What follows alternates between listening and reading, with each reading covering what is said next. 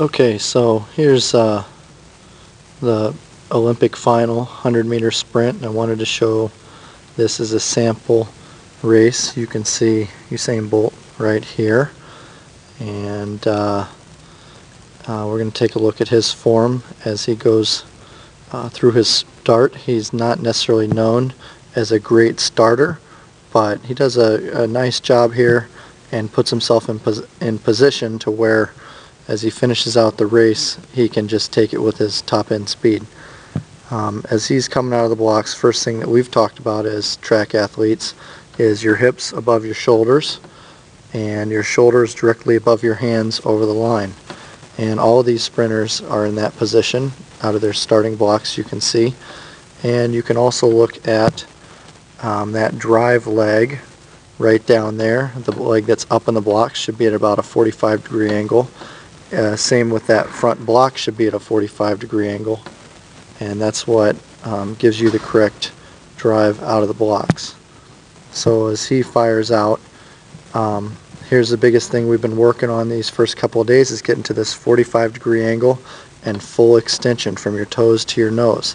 He's not been over at the waist particularly much because he's getting that full extension. And you've got this power pyramid between your knee and your opposite leg right there, which is what you want as you're driving that leg up and out.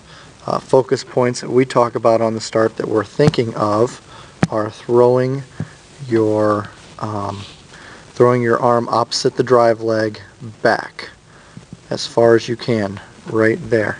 And that's just going to facilitate the ability to get a full extension out of that drive leg, off all the way off the toe, leading into your second drive. And all of this is done at a 45-degree angle. Second step down, you can see all these guys just get their toe in the ground as quick as they can, and they're driving forward with the opposite arm, opposite knee. So it's a matter of getting that toe in the ground. You're not trying to get your whole foot in the ground. Just stick that toe down there and drive forward, staying at a 45-degree angle. Now Bolt's a lot bigger than the rest of these guys, so he looks like he's higher, but really he's maintaining a correct 45-degree angle like the rest of these guys are coming off the line as they're driving down the track.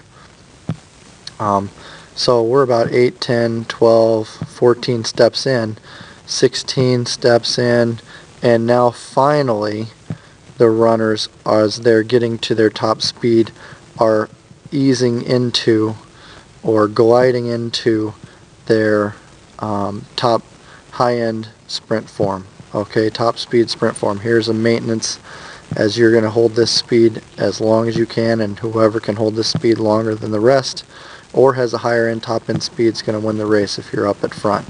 And you can see here's where Bolt just pulls away from the rest of the crowd, and in longer races he has even further to win it. So we talk about hips being tall, a good posture as you're running. You want to be tall.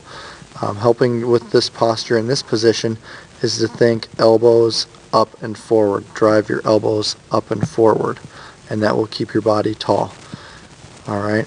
Also, I want to point out that if you look at the cycle of their legs as they're driving down,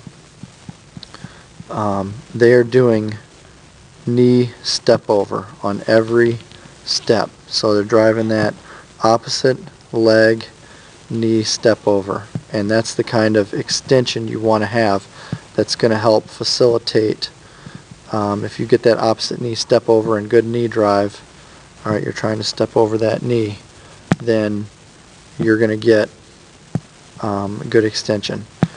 As they finish the race, see the finish line, no more than 3-4 yards from the line you start your lean.